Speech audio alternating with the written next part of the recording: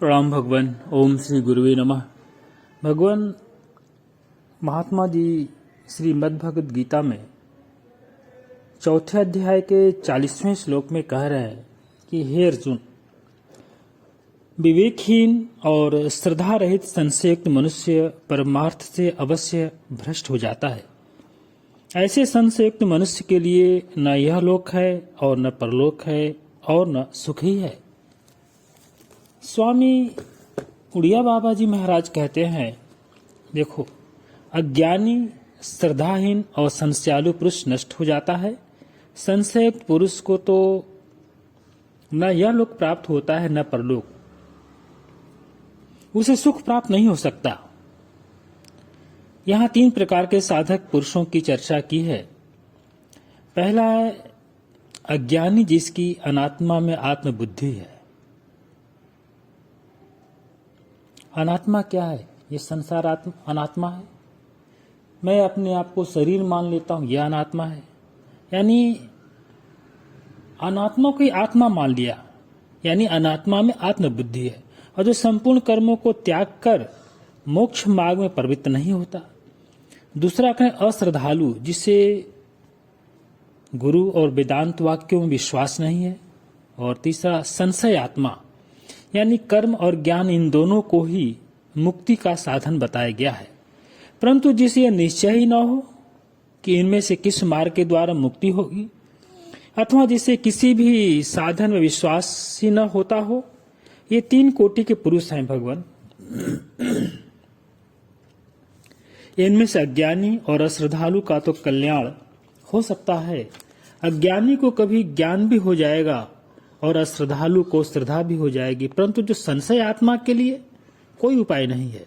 संशय होना क्या है? ये पाप का फल है, इसलिए उसे इस लोक में सुख नहीं मिलता। और कर्मों में विश्वास न होने के कारण यहाँ उससे सत्कर्म नहीं हो पाते, इसलिए परलोक में भी सुख नहीं मिलता। जिसका यह लोक बिगड़ गया, उसका परलोक भी कैसे सुधरेगा? अतः गुरु और शास्त्र में श्रद्धा करनी चाहिए,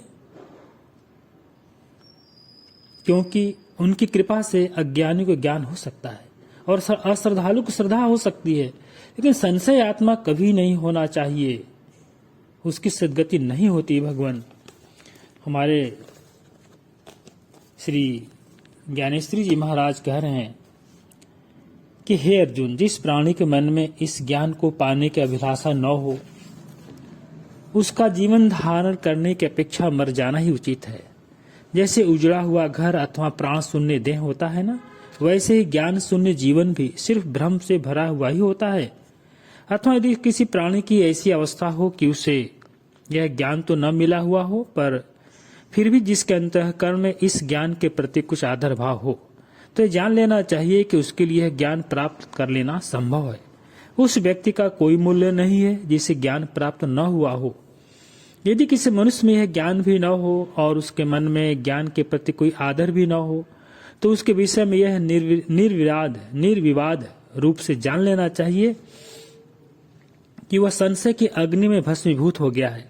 जब किसी मनुष्य के मन में अपने आप ऐसी रुचि उत्पन्न हो जाती है कि उसे अमृत भी नहीं भाता, तब निश्चित रूप से यही जान लेना चाहिए कि उसकी मृत्यु उसके सिर पर मंडरा रही है।